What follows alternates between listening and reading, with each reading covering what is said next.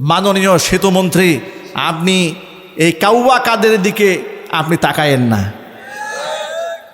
আপনারা নতুন করে কাউয়া কাদের হবেন, উবাইদুল কাদের হবেন, এটা আমরা চাই না। পরিবর্তিত বাংলাদেশে আপনারা সত্য কথা বলতে শিখুন, মিথ্যা বাদ দিয়ে দেন। মিথ্যার উপর দাঁড়িয়ে থেকে টেকা যায় না, তার সবচেয়ে বড় প্রমাণ স্বৈরাচারী খুনি হাসিনা। ঈদের সময় ভাড়া নিয়ে কি গ্যাঞ্জামটা লাগলো দেশে। আমাদের মন্ত্রী মহোদয় তো বলে ফেললেন যে এত সুন্দর ব্যবস্থাপনা করা হয়েছে, অতিরিক্ত ভাড়া তো বাস মালিকরা নিচ্ছেই না, কোনো কোনো জায়গায় 20-30 টাকা খুশি হয়ে কম নিচ্ছে। কি বলেন আপনারা? 20-30 টাকা কম নিচ্ছে নাকি ডাবল নিচ্ছে? কোনো কোনো জায়গায় 2 গুণ থেকে 3 গুণ টাকা বাড়িয়ে নিচ্ছে। কথা বলতে হবে, ঠিক না? ঠিক। আমরা এই আমাদের সেতু মন্ত্রীকে বলবো, মাননীয় সেতুমন্ত্রী, আপনি এই কাউয়া কাদের দিকে আপনি তাকায়েন না। আপনারা নতুন করে কাউয়া কাদের হবেন, উবাইদুল কাদের হবেন, এটা আমরা চাই না। পরিবর্তিত বাংলাদেশে আপনারা সত্য কথা বলতে শিখুন, মিথ্যা বাদ দিয়ে দেন। মিথ্যার উপর দাঁড়িয়ে থেকে টেকা যায় না, তার সবচেয়ে বড় প্রমাণ স্বৈরাচারী খুনি হাসিনা।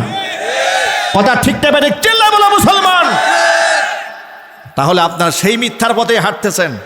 আপনারা বলেন কোথাও বেশি ভাড়া নেওয়া হচ্ছে না, খুশি হয়ে নাকি বাস মালিকরা টাকা কম নিচ্ছে। অথচ সব জায়গায় দেখা যাচ্ছে টাকা কোনো জায়গায় দ্বিগুণ নেওয়া হচ্ছে, কোথাও 3 গুণ নেওয়া হচ্ছে। 200 টাকার ভাড়া 800 টাকা চাওয়া হচ্ছে। স্পষ্ট বলে দেওয়া হচ্ছে, পছন্দ হলে যান, পছন্দ না হলে ব্যাক করেন। ওই এক মহিলা কান্না করেছে, দেখেছেন না গাজীপুরে?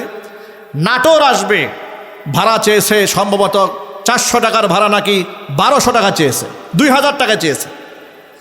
কত টাকা চেয়েছে? ভাড়া কয় টাকা? 400 চেয়েছে। কয় টাকা?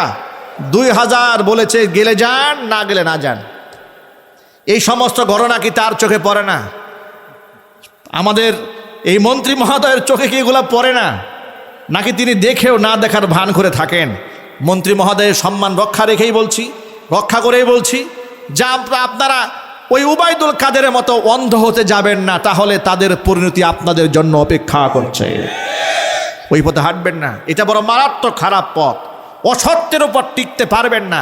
এ জাতির চোখ খুলেছে, মুখ খুলেছে, এ জাতির তরুণ প্রজন্ম দেখিয়ে দিয়েছে লেটেস্ট ফেরাউন, 21 শতাব্দীর শ্রেষ্ঠতম দাজ্জাল খুনি হাসিনাকে কেমনে পতন ঘটাতে হয়। ঠিক না? ঠিক চিৎকার দিয়ে বলেন। সুতরাং তার পথে আপনারা হাঁটবেন না, এই নসিহত থাকলো। আল্লাহ পাক বুঝার তৌফিক দান, জোরে কোন আমিন। ঐতিহ্যবাহী পাবনা জেলার অন্তর্গত সুলতানপুর কবরস্থান কমিটির উদ্যোগে 2 দিনব্যাপী ঐতিহাসিক তাফসীরুল কোরআন মাহফিলের আজকের এই সমাপনী দিবসের সমাপনী অধিবেশনের সম্মানিত সভাপতি সাহেব, আমন্ত্রিত হাজরাত ওলামায়ে কেরাম, মুরব্বিয়ানে আজম, অত্র এলাকা এবং পার্শ্ববর্তী এলাকার বিভিন্ন প্রান্ত থেকে ছুটে আসা দিন দরদি, ইমানদার, পরহেজগার, মুত্তাকি মুসলিম ভাইয়েরা, পর্দার অন্তরালে অবস্থানরত আমাদের সকলের শ্রদ্ধাভাজন পর্দানিশীন মা এবং বোনেরা, মহান আল্লাহ রব্বুল আলমিনের দরবারে আলিশানে লাখো কোটি শুকরিয়া জ্ঞাপন করছি যে মহান আল্লাহ রব্বুল আলমিন জুলাই আগস্ট বিপ্লব পরবর্তী বাংলাদেশে নির্বাচন সংগঠন করার মধ্য দিয়ে আমাদেরকে একটি নতুন বাংলাদেশ উপহার দিয়েছেন। যে নতুন বাংলাদেশে আমরা স্বাধীনভাবে কোরআন থেকে কথা বলার সুযোগ পেয়েছি। মহান আল্লাহ তাআলা আমাদেরকে স্বাধীনভাবে কোরআন থেকে কথা বলার যে সুযোগ তৈরি করে দিয়েছেন, সেজন্য আপনারা খুশি না বেজার? কম না বেশি? উচ্ছ্বসিত কণ্ঠে, খুশি মনে, মন প্রাণ উজাড় করে আল্লাহ রব্বুল আলমিনের শেখানো ভাষায় শুকরিয়া জ্ঞাপন করছি। জবান ছেড়ে দিয়ে সকলে একযোগে বলছি আলহামদুলিল্লাহ। রব্বানা লাকাল হামদ হামদান কাসীরা তাইয়িবান মুবারাকান ফীহি ইয়া রব্বি লাকাল হামদু কামা ইয়ানবাগি লিজালালি ওয়াজহিকা ওয়া আযীমি সুলতানিকা। মহান আল্লাহ তাআলা আজকের এই তাফসীরুল কোরআন মাহফিলকে কবুল করুন। সুলতানপুর কবরস্থানে শায়িত সমস্ত মুর্দেগানের কবরে আযাব আল্লাহ তাআলা কিয়ামত পর্যন্ত বন্ধ করে দিন। কাল হাসরের কঠিন ময়দানে আজকের এই আয়োজন মহান আল্লাহ তাআলা আমাদের সকলের নাজাতের জরিয়া হিসেবে কবুল করুন। এই অপারেটর ভাই, এই ভিতরে বক্সের আওয়াজগুলো বাড়াই দেন, ভিতরে বক্সের আওয়াজটা বাড়াই দেন, ভিতরে হ্যাঁ বাড়াই দেন, ভিতরে আওয়াজটা বাড়াই দেন যাতে আমি আস্তে কথা বলতে পারি। হ্যাঁ একটু বাড়াই দেন। যারা অক্লান্ত পরিশ্রম করে কোরআনে কারিমের সুন্দর মঞ্চ সাজিয়েছেন, আল্লাহ পাক আজকের এই কোরআনের বদৌলতে, তাফসিরের বদৌলতে তাদের জিন্দিগির সমস্ত গুনার খাতা মাফ করে দেন। সর্বোপরি আজকের এই মাহফিলে আমরা বয়ান করে বয়ান শুনে কোরআনের নূর নিয়ে বাড়ি ফিরতে পারি, সেই তৌফিক আল্লাহ পাক আমাদেরকে দান করেন। ভাইরা, আমি জোর করে ইচ্ছা করে হাজারো চেষ্টা করে দামি কথা ততক্ষণ বলতে পারবো না যতক্ষণ আমার রবের পক্ষ থেকে দামি কথার ফয়সালা না হবে। ঠিক না ভাই? ঠিক বলেন। আপনাদেরকে আরেকটি সায়েন্টিফিক কথা বলি। আপনারা এখানে শিক্ষিত মানুষের অনেকের চেহারা আমি দেখতে পাচ্ছি। আপনারা নিশ্চয়ই কথা খুব ভালো করে জানেন, পৃথিবীতে সন্তানের যখন জন্ম হয় অনেক সময় অনেক মায়ের বুকে দুধ থাকে না। তখন বাচ্চা চিৎকার করে যখন কান্না শুরু করে, আত্মীয় স্বজন হতাশ হয়ে যান, অস্থির হয়ে গিয়ে দৌড়ে বাহির থেকে ফিটার কিনে এনে তার মুখে দেওয়ার চেষ্টা করে। ডাক্তাররা বলে এত হতাশ হওয়ার কিছু নাই, ওরে কানতে দেন, ওর কান্নার আওয়াজ ওর মায়ের কান পর্যন্ত পৌঁছে যাক। মায়ের কানে যখন সন্তানের ক্ষুধার তাড়নায় চিৎকারের আওয়াজ যখন পৌঁছে যাবে, এটা একটা সায়েন্টিফিক বাস্তবতা, বিজ্ঞানসম্মত বাস্তবতা। বিজ্ঞান স্বীকার করে নিয়েছে সন্তানের আর্তনাদ নিয়ে ক্ষুধার যন্ত্রণায় চিৎকারের আওয়াজ মায়ের কান দিয়ে ঢুকে মহান আল্লাহ রব্বুল আলামিন সে আওয়াজের বদৌলতে মাতৃস্তনকে দুধ দ্বারা পরিপূর্ণ করে দেন। এখান থেকে আরেকটা মৌলিক ব্যাখ্যা আপনারা নিতে পারেন। সন্তানের কান্নার আওয়াজের উপরে মায়ের বুকের দুধ আসা না আসা যেমনটা নির্ভর করে, একটা ক্লাসরুমে ছাত্রদের অ্যাটেনশন, তাদের আগ্রহ, তাদের উস্তাদের প্রতি মনোনিবেশ, তাদের নেওয়ার মতো খোরাক নেওয়ার মতো আগ্রহ ইত্যাদি বিষয়কে কেন্দ্র করে উস্তাদের মুখ থেকে আল্লাহ পাক দামি দামি কথা বের করে দেন। কোরআনে কারিমের মঞ্চে কোরআন নিয়ে কিছু কথা বলবো, সামনে বসে থাকা শ্রোতাদের যদি এমন অ্যাটেনশন থাকে যে আমি কিছু নিয়ে যাব এখান থেকে, সেটা আপনাদের চোখ এবং মুখ বলবে। আর সেটা আমাদের অনুধাবন করার মতো যথেষ্ট তৌফিক আল্লাহ পাক আমাদেরকে দিয়েছেন, যেহেতু এই কাজটা আমরা লম্বা সময় ধরে করি। ঠিক না? ঠিক। সুতরাং আপনাদের যদি প্রচণ্ড আগ্রহ থাকে, আমরা আল্লাহর কাছে সাহায্য প্রার্থনা করছি। কোরআন মাজিদ থেকে আজকে আপনাদের সামনে আমি 5টি আয়াতে কারিমা সূরা আরাফ থেকে তেলাওয়াত করেছি। সূরাতুল আরাফের 80, 81, 82, 83, 84 নম্বর আয়াত, এই 5টি আয়াত আপনাদের সামনে তেলাওয়াত করেছি। সাধারণত এমন একটা সাবজেক্টের কিছু আয়াত আমি আপনাদের সামনে তেলাওয়াত করেছি, এখানে যত শ্রোতা রয়েছেন আমার মনে হয় অনেক শ্রোতাই এই ব্যাপারে ওয়াজ মাহফিলে সাধারণত বয়ান শোনেন নাই। ওয়াজ মাহফিলে সাধারণত কমন কিছু কথা বলা হয়, কখনো কখনো কিছু কমন রাজনৈতিক কথা বলা হয়, উত্তেজনা সৃষ্টি করার মতো কিছু কথা বলা হয়। সব কথাই দামি, নেগেটিভভাবে আমরা নিচ্ছি না। সাধারণত কিছু কিসাস বর্ণনা করা হয়, ঘটনাবলী সামনে আনা হয়, শ্রোতাদের মনোযোগকে আকর্ষণ করা হয়। কখনো কখনো কিছু বৈধ কমেডিয়ান করা হয় শ্রোতাদেরকে মনোরঞ্জন দেওয়ার জন্য ইত্যাদি। কিন্তু এমন একটা মৌলিক বিষয় আজকে আমরা কথা বলবো, এই যে কথাগুলো আজকে এখান থেকে আসা খুব জরুরি। এক সময় এই সাবজেক্টের উপর আমরা কথা বলতে শুনেছি উপমহাদেশের শ্রেষ্ঠতম কোরআনে কারিমের দায়ী মুফাসসির কোরআন শহীদ আল্লামা দিলওয়ার হোসেন সাঈদী রাহিমাহুল্লাহর কণ্ঠে। আল্লাহ পাক তাকে জান্নাতুল ফিরদাউসে সুউচ্চ মাকাম দান করেন। আমরা এই ব্যাপারে সাধারণত মুফাসসিরিন কেরামদের মুখ থেকে খুব একটা আলোচনা আমরা শুনতে পাই না। তার মুখ থেকে আমরা শুনেছি সেগুলো ক্যাসেটের মাধ্যমে এখনও পর্যন্ত সংরক্ষিত রয়েছে। ইউটিউব অনলাইন সার্চ দিলে কিছু আলোচনা এখনও পাওয়া যায়। তিনি তো দার্শনিক লেভেলের আলোচক ছিলেন। আল্লামা সাঈদী রাহিমাহুল্লাহ কোরআন, সুন্নাহ, ইজমা, কিয়াস, বাস্তবতাকে গবেষণা করে এমন একটা চমকপ্রদ ডেলিভারি জাতির সামনে উপস্থাপন করতেন, যেগুলো বলেছেন 40 বছর আগে। বয়ান শুনলে মনে হয় যে বয়ানটা তিনি গতকাল করেছেন। ঠিক না ভাই, ঠিক বলেন? মানে এতটা যুগ সচেতন আলেম, সমাজ সম্পর্কে এতটা ডিপলি জ্ঞান রাখতেন, এমনকি ভৌগোলিক জ্ঞান এত বেশি ছিল, জিওপলিটিক্স, আন্তর্জাতিক পরিমণ্ডলের রাজনীতি এত বুঝতেন, যার দরুন কোরআনের তাফসিরটা হতো প্রাণবন্ত। আজকে আমাদের কোরআনের তাফসিরগুলো বেশিরভাগ ক্ষেত্রে অন্তঃসার শূন্য হয়। আয়াত থাকলে তর্জমা ঠিক থাকে না, তর্জমা ঠিক থাকলে আয়াতের তেলাওয়াত শুদ্ধ হয় না। বহুত বক্তা এখন বের হয়েছে, যেহেতু বক্তাদের খুব ডিমান্ড এই মাঠে, যে সূরা ফাতিহাও ভালো করে পড়তে জানে না, তার নামে শুরুতে আন্তর্জাতিক খ্যাতি সম্পন্ন মুফাসসির কোরআন লেখা থাকে।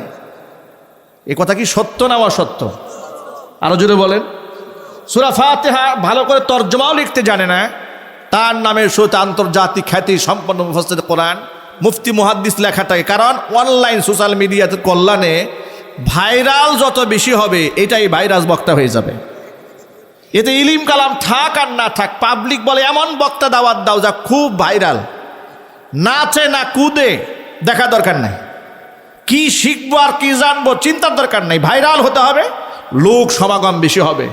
আমরা বলতে চাই, এই চিন্তা চেতনা থেকে আমাদের বের হয়ে এসে আমাদের সেই সমস্ত আলোচকদের পেছনে থাকা উচিত, যারা কোরআন এবং সুন্নাহ থেকে কথা বলবে, যারা শহীদ আল্লামা সাঈদী রাহিমাহুল্লাহর যোগ্য উত্তরসূরি হয়ে কোরআনের ময়দানে কোরআন থেকে কথা বলবে, সেই সমস্ত ব্যক্তিদেরকে প্রাধান্য দেওয়া উচিত। আল্লাহ পাক যেন আমাদের সকলকে কথাগুলো বুঝার তৌফিক দান করেন, যদি বলুন আমিন। আজকে আপনাদের সামনে সূরাতুল আরাফের এই কয়েকটা আয়াত তেলাওয়াত করার আমার উদ্দেশ্যটাকে, আয়াতের মধ্যে আল্লাহ পাক কি বলেছেন।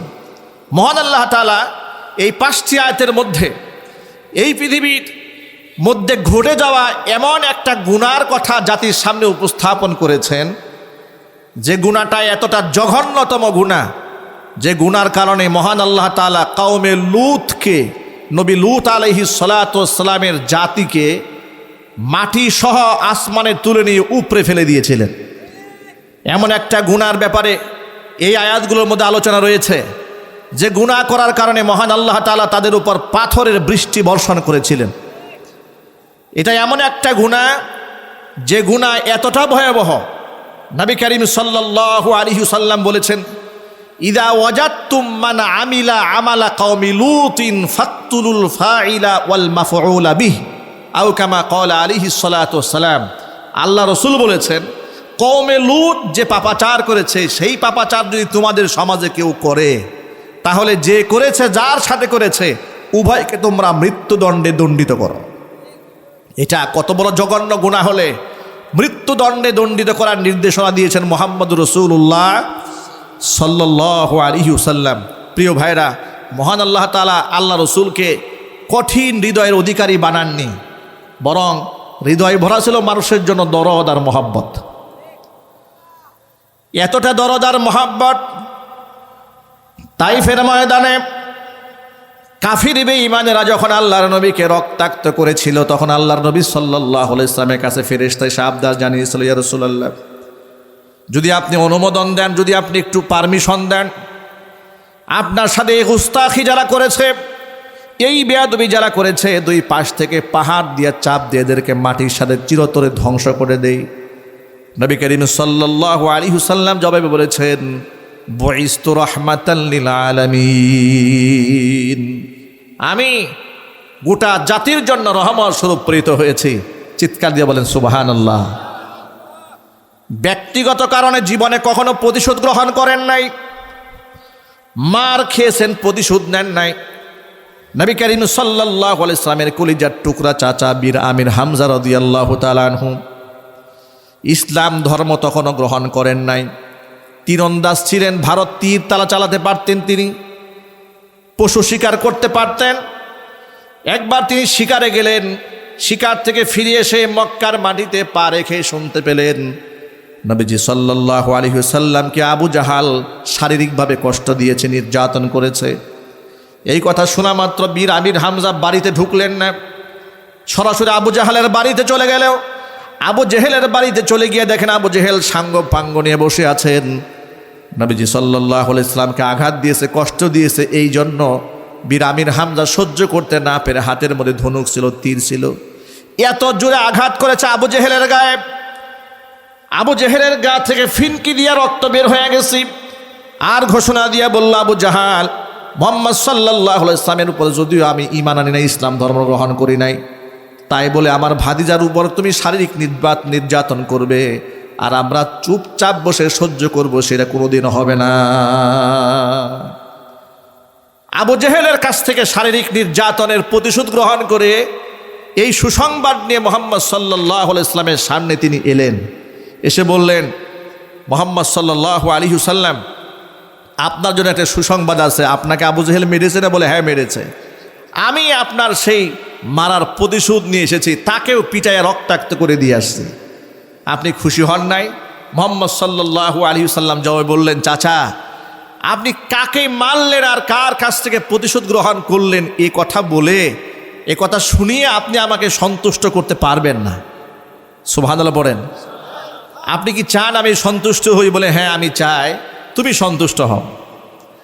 আল্লাহ নবী বললেন, আবু জেহেলকে মেরে আপনি আমার শারীরিক নির্যাতনের প্রতিশোধ গ্রহণ করেছেন, এটা শুনে আপনি আমাকে দিল ঠান্ডা করতে পারবেন না। যদি আপনি আমাকে আসলেই খুশি করতে চান তাহলে আপনি তাওহীদের ঘোষণা দিয়ে দেন। ঠিক ওই মুহূর্তে আল্লাহর নবী সাল্লাল্লাহু আলাইহি ওয়াসাল্লামের কলিজার টুকরা চাচা বীর আমির হামজা রাদিয়াল্লাহু তাআলা আনহু সাথে সাথে পড়ে নিয়েছেন, লা ইলাহা ইল্লাল্লাহু মুহাম্মাদুর রাসূলুল্লাহ সাল্লাল্লাহু আলাইহি ওয়াসাল্লাম। দুইটা এক্সাম্পল দিয়ে আপনাদের সামনে বোঝাতে চেয়েছে আল্লাহর নবী প্রতিশোধ পরায়ণ ছিলেন না, মানুষের জন্য দয়াদ্র ছিলেন, মানুষের প্রতি প্রচণ্ড দয়ালু ছিলেন তিনি। আল্লাহ পাক তার দয়া মায়ার প্রশংসা করে কোরআন মাজিদে বলেছেন, ফাবিমা রাহমাতিম মিনাল্লাহি লিনতা লাহুম ওয়ালাউ কুনতা ফাযযান গালিযাল কলবি লানফাদ্দু মিন হাওলিক ফাআফু আনহুম ওয়াস্তাগফির লাহুম ওয়াশাবিরহুম ফিল আমর ফাইযা আযামতা ফাতাওয়াক্কাল আলাল্লাহ ইন্নাল্লাহা ইউহিব্বুল মুতাওয়াক্কিলিন। ফাবিমা রাহমাতিম মিনাল্লাহ, আমি আল্লাহ পাকের পক্ষ থেকে এটা একটা রহমত যে আপনি মানুষের প্রতি নরম আচরণ করেন। ওয়ালাউ কুনতা ফাযযান গালিযাল কলবি, যদি আপনার রূঢ় আচরণের অধিকারী আপনি হতেন, আপনার ব্যবহার যদি খারাপ হতো আর আপনার মন যদি শক্ত হতো, নরম না হয়ে, তাহলে যে সাহাবীরা আপনার জন্য আজকে জীবন দেওয়ার জন্য ঢাল হয়ে সামনে দাঁড়িয়ে থাকে, ওরা ঢাল না হয়ে লানফাদ্দু মিন হাওলিক, আপনার থেকে তারা ভেগে পালিয়ে যেত। সুবহানাল্লাহ। কিন্তু এমন আচরণ আমি আপনাকে দিয়েছি হে আমার হাবিব, আপনার আচরণে মানুষ নিজের জীবনকে বাজি রেখে আপনাকে রক্ষা করতে চায়। চিৎকার দিয়ে এখন আল্লাহু আকবার। এই যে আপনি এত সুন্দর ব্যবহার করেন, এই সুন্দর ব্যবহার তো আমি আমার পক্ষ থেকে দয়া করে আপনাকে দান করেছি। আপনার মনের মধ্যে যে এত মায়া মানুষের উপরে, এটা তো আমি আপনাকে দান করেছি। চিৎকার দিয়ে বলেন আল্লাহু আকবার। আরো যদি বলেন সুবহানাল্লাহ। আল্লাহর নবীর এই আচরণে গোটা বিশ্ববাসী মুগ্ধ হয়েছিল, যার জন্য এই পৃথিবীতে তাম দুনিয়ার মধ্যে ঐতিহাসিক যত গ্রন্থ, ইতিহাসের কিতাবের মধ্যে যখন মহামনীষীদের জীবনী লেখা হয়েছে, নবীজি সাল্লাল্লাহু আলাইহি ওয়াসাল্লামের নাম বাদ দেওয়া সম্ভব হয় নাই। কাফেররা পর্যন্ত মহামনীষীদের জীবনী লিখতে গেলে আল্লাহর নবীর নামকে বাদ দিতে পারে নাই, কারণ রাসূলকে সাল্লাল্লাহু আলাইহি সাল্লামকে আল্লাহ তাআলা এত সুন্দর পবিত্র জীবন উপহার দিয়েছিলেন। তার ভাষা, তার ব্যবহার, তার মুআমালাত, তার রাজনৈতিক দর্শন, তার চিন্তা চেতনা, এটা গোটা বিশ্ব মুসলিমের জন্য শুধু নয়, গোটা বিশ্ব মানবতার কল্যাণে আল্লাহ উপহার দান করেছিলেন। সুবহানাল্লাহ বলেন। আল্লাহর নবী প্রতিশোধ পরায়ণ ছিলেন না, দয়াদ্র ছিলেন। এমনকি কেউ যদি বড় ধরনের কোনো পাপও করে ফেলেছে, আল্লাহর নবী সাল্লাল্লাহু আলাইহি সাল্লাম তার জন্য দোয়া করেছেন, আল্লাহর কাছে মাগফিরাত কামনা করেছেন, আল্লাহর কাছে সাহায্য প্রার্থনা করেছেন, কিন্তু নিজের থেকে কখনো প্রতিশোধ নিতে যান নাই। সুমামা ইবনে উসাল মক্কাতুল মুকাররমার সাথে তার ছিল ব্যবসায়িক চুক্তি, বনু হানিফা গোত্র প্রধান। সুমামা ইবনে উসাল মক্কাতুল মুকাররমার মধ্যে শাম এবং সিরিয়া থেকে যত খাবার আসতো, এই খাবারটা বনু হানিফা গোত্র দিয়ে আসতো, যার দরুন বনু হানিফা গোত্রের কাছে মক্কাতুল মুকাররমার কুরাইশি লিডাররা ব্যবসায়িক চুক্তিতে আবদ্ধ ছিল। আপনাদেরকে খুব সহজে বলি, আপনারা একটু আওয়াজ দিয়ে বলবেন, মক্কার মাটি আমাদের বাংলাদেশের মতো এরকম উর্বর? একটু জোর আওয়াজে বলেন। সেখানে কি চাষাবাদ হয়? সেখানে ধান হয়, সেখানে গম হয়, শস্য হয়? হয় না, পাথরীয় এলাকা। কিন্তু সেই এলাকার মধ্যে তাহলে মানুষ বেঁচে থাকে কি করে? পৃথিবীর সেরা সেরা খাবারগুলো নবী ইব্রাহিম আলাইহিস সালাতু ওয়াস সালামের দুয়ার বদৌলতে আল্লাহ পাক মক্কাবাসীকে উপহার দেন। আরো জোরে বলতে হবে সুবহানাল্লাহ। এটা নবী ইব্রাহিম আলাইহিস সালাতু ওয়াস সালাম পুত্র ইসমাইলকে যখন তিনি মসজিদুল হারাম চত্বরে রেখে আসলেন, পবিত্র জায়গাতে আল্লাহর পাকের নির্দেশে, তো সেখানে বসতি নাই, মানুষ নাই, জন নাই, এমন একটা জনবিচ্ছিন্ন গণবিচ্ছিন্ন, যেখানে মানুষ নাই, চলাচল নাই, লোক নাই, জন নাই, এমন একটা নির্জন এলাকায় ছেলেকে রেখে আসলেন। তিনি রেখে এসে আল্লাহর কাছে একটা দোয়া করেছিলেন, যেটা সূরা ইব্রাহিম আল্লাহ কুট করেছেন। ইতিহাস অনেক লম্বা, আমি সেই ইতিহাস বলবো না, শুধু ওই পয়েন্টটা বলবো যে দোয়াটা কি করেছিলেন। দোয়াটা তিনি কি করেছিলেন?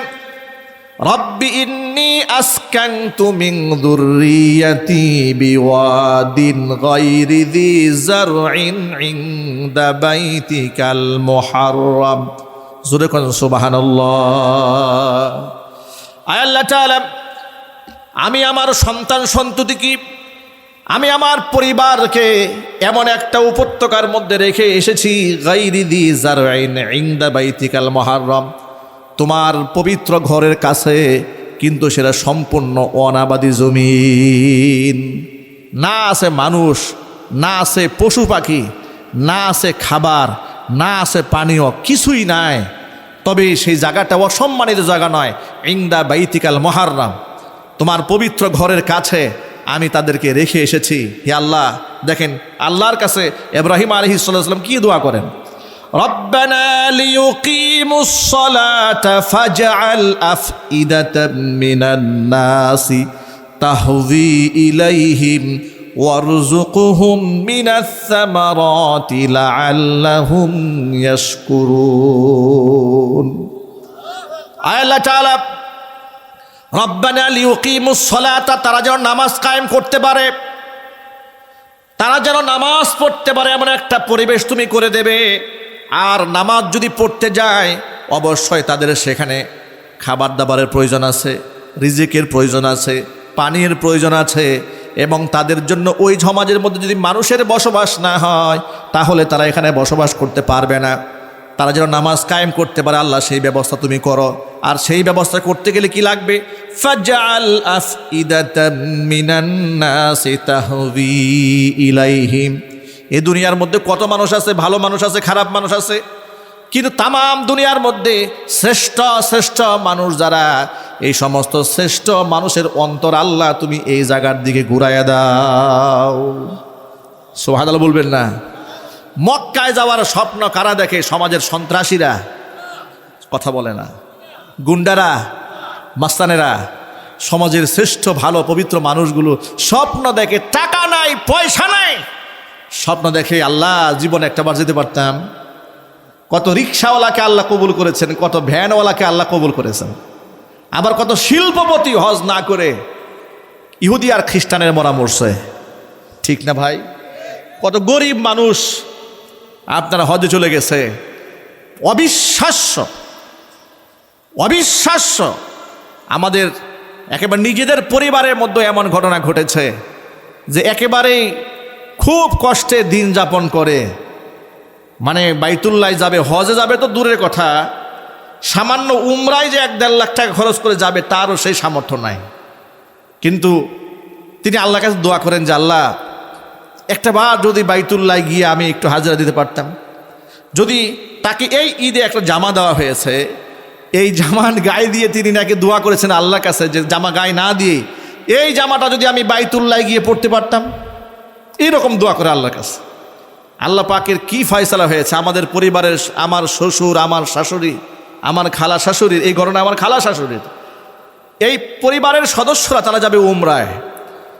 আল্লাহর কাছে তার এই দোয়াটাই এমনভাবে কবুল হয়েছে। তারা দরিদ্র মানুষ, খুব কষ্টে চলে, কিন্তু মহান আল্লাহ রাব্বুল আলামিন এই যে কাফেলাটা উমরায় যাচ্ছে, সেই উমরার কাফেলায় তাকেও শামিল করে নিয়েছেন।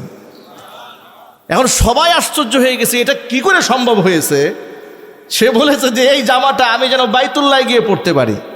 সে দোয়া আল্লাহর কাছে কবুল হয়ে গেছে।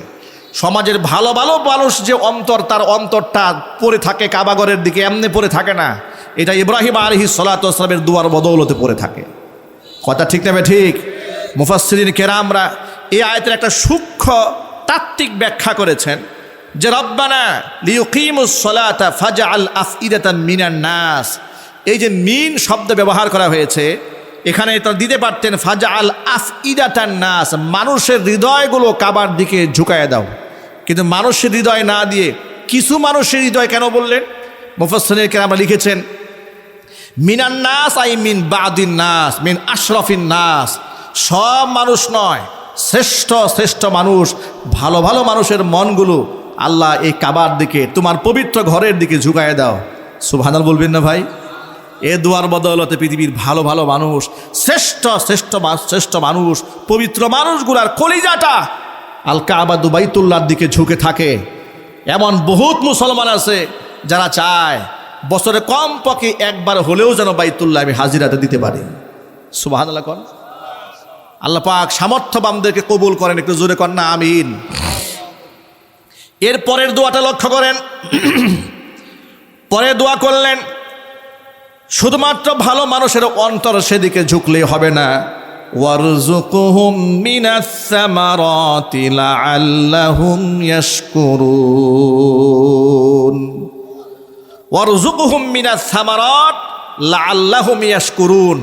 হে আল্লাহ, আপনি তাদেরকে রিজিক দান করেন মিনাস সামারাত, এমন রিজিক আপনি এদেরকে দেবেন, এমন রিজিক আল্লাহ পাক আপনি এদেরকে দেবেন মিনাস সামারাত। এই সামারাত মানে হচ্ছে মৌলিক রিজিক, মানে মানুষের শ্রেষ্ঠতম শ্রেষ্ঠ রিজিক যা আছে। এই যে উদাহরণস্বরূপ বলা যায় সামারা মানে হচ্ছে সব কিছুর আসল, সব কিছুর কি আসার। ওই যে অনেক সময় লোকেরা বাংলা ভাষাতেও আঞ্চলিক ভাষায় বলে যে এই কথার সামারা হইল এটা, মানে মূল কথা হলো এটা। হে আল্লাহ, তুমি এদেরকে ওয়ারযুকহুম মিনাস সামারাত, শুধু ফল ফলাদি একটা ব্যাখ্যা, আরেকটা ব্যাখ্যা হচ্ছে পৃথিবীর শ্রেষ্ঠতম রিজিক তুমি তাদেরকে দান করো। যদি বলেন না সুবহানাল্লাহ। আল্লাহর কাছে দোয়া এমনভাবে কবুল হয়েছে, মক্কায় যারা গিয়েছেন তারা দেখেছেন মক্কাতে আলু হয় না, পটল হয় না, গম হয় না, সবজি হয় না, কিছুই হয় না, কিন্তু এমন এমন ফল মক্কার বাজারে পাওয়া যায় যা আমাদের দেশের বাজারেও পাওয়া যায় না। ঠিক না ভাই? ঠিক বলেন। মক্কায় যে আপনারা হজে গিয়ে উমরায় গিয়ে কলা খেয়েছেন, এই কলা আমাদের দেশে অ্যাভেলেবেল পাওয়া যায়? সব মেডিসিন দিয়া 2 নাম্বারই করে, কত প্রকারের 2 নাম্বারে। আমার মনে হয় যে পৃথিবীর সমস্ত গবেষকরা মিলে যদি 2 নাম্বারিতে কোনো শ্রেষ্ঠত্ব অর্জন করার জন্য কোনো দেশকে প্রাধান্য দিতে হয়, আমাদের দেশটাকে বাদ দেওয়ার কোনো সুযোগ নাই। নাউজুবিল্লাহ পড়েন। কিসের মধ্যে 2 নাম্বারই নাই ভাইরা? আজকে আরেক দৃশ্য দেখে তো পুরো হতবাক হয়ে গেছি, তরমুজের মধ্যে ইনজেকশন ঢুকায়। ঠিক না ঠিক বলেন? রং দিয়ে ভেতরে লাল বানাই দিচ্ছে। 2 নাম্বারে কত প্রকার এবং কি কি। গরুর গোশত কিছুক্ষণ ঝুলায় রাখলে আপনার রংটা চেঞ্জ হয়ে যায়, স্বেচ্ছেদে হয়ে যায়, লোকেরা নিতে চায় না। গরুর গোশতের মধ্যে রং মাখতেছে যাতে ভালো কালার দেখা যায়। নাউজুবিল্লাহ পড়েন। ঢাকা শহরের একেবারে অভিজাত কয়েকটা হোটেলের মধ্যে তথ্য তালাশ করে পাওয়া গেছে খাসির ভুনা না দিয়া কুত্তার ভুনা খাওয়াইছে। নাউজুবিল্লাহ পড়েন। মানুষ এগুলা করতে পারে। আমাদের দেশের লোকেরা কত নিচে নামতে পারে, একটু সুযোগ পেলেই কেউ কাউকে ছাড় দিতে চায় না। এই যে দেখেন ঈদের সময় ভাড়া নিয়ে কি গ্যাঞ্জামটা লাগলো দেশে। আমাদের মন্ত্রী মহোদয় তো বলে ফেললেন যে এত সুন্দর ব্যবস্থাপনা করা হয়েছে, অতিরিক্ত ভাড়া তো বাস মালিকরা নিচ্ছেই না, কোনো কোনো জায়গায় 20-30 টাকা খুশি হয়ে কম নিচ্ছে। কি বলেন আপনারা? 20-30 টাকা কম নিচ্ছে নাকি ডাবল নিচ্ছে? কোনো কোনো জায়গায় 2 গুণ থেকে 3 গুণ টাকা বাড়িয়ে নিচ্ছে। কথা বলতে হবে, ঠিক না? ঠিক। আমরা এই আমাদের সেতু মন্ত্রীকে বলবো, মাননীয় সেতু মন্ত্রী, আপনি এই কাউয়া কাদের দিকে আপনি তাকায়েন না। আপনারা নতুন করে কাউয়া কাদের হবেন, উবাইদুল কাদের হবেন, এটা আমরা চাই না। পরিবর্তিত বাংলাদেশে আপনারা সত্য কথা বলতে শিখুন, মিথ্যা বাদ দিয়ে দেন। মিথ্যার উপর দাঁড়িয়ে থেকে টেকা যায় না, তার সবচেয়ে বড় প্রমাণ স্বৈরাচারী খুনি হাসিনা। কথা ঠিক না বেঠিক? চিল্লায় বলো মুসলমান। তাহলে আপনারা সেই মিথ্যার পথে হাঁটতেছেন। আপনারা বলেন কোথাও বেশি ভাড়া নেওয়া হচ্ছে না, খুশি হয়ে নাকি বাস মালিকরা টাকা কম নিচ্ছে। অথচ সব জায়গায় দেখা যাচ্ছে টাকা কোনো জায়গায় দ্বিগুণ নেওয়া হচ্ছে, কোথাও 3 গুণ নেওয়া হচ্ছে। 200 টাকার ভাড়া 800 টাকা চাওয়া হচ্ছে। স্পষ্ট বলে দেওয়া হচ্ছে, পছন্দ হলে যান, পছন্দ না হলে ব্যাক করেন। ওই যে এক মহিলা কান্না করেছে, দেখেছেন না গাজীপুরে? নাটোর আসবে, ভাড়া চেয়েছে সম্ভবত 400 টাকার ভাড়া নাকি 1200 টাকা চেয়েছে, 2000 টাকা চেয়েছে। কত টাকা চেয়েছে? ভাড়া কয় টাকা? 400 চেয়েছে। কয় টাকা? 2000 বলেছে। গেলে যান, না গেলে না যান। এই সমস্ত ঘটনা কি তার চোখে পড়ে না? আমাদের এই মন্ত্রী মহোদয়ের চোখে কি এগুলো পড়ে না? নাকি তিনি দেখেও না দেখার ভান করে থাকেন? মন্ত্রী মহোদয়ের সম্মান রক্ষা করেই বলছি যা আপনারা ওই উবাইদুল কাদেরের মতো অন্ধ হতে যাবেন না, তাহলে তাদের পরিণতি আপনাদের জন্য অপেক্ষা করছে। ওই পথে হাঁটবেন না, এটা বড় মারাত্মক খারাপ পথ। অসত্যের উপর টিকতে পারবেন না। এই জাতির চোখ খুলেছে, মুখ খুলেছে, এই জাতির তরুণ প্রজন্ম দেখিয়ে দিয়েছে লেটেস্ট ফেরাউন, 21 শতাব্দীর শ্রেষ্ঠতম দাজ্জাল খুনি হাসিনাকে কেমনে পতন ঘটাতে হয়। ঠিক তবে ঠিক চিৎকার দিয়ে বলেন। সুতরাং তার পথে আপনারা হাঁটবেন না, এই নসিহত থাকলো। আল্লাহ পাক বুঝার তৌফিক দান, জোরে কোন আমিন।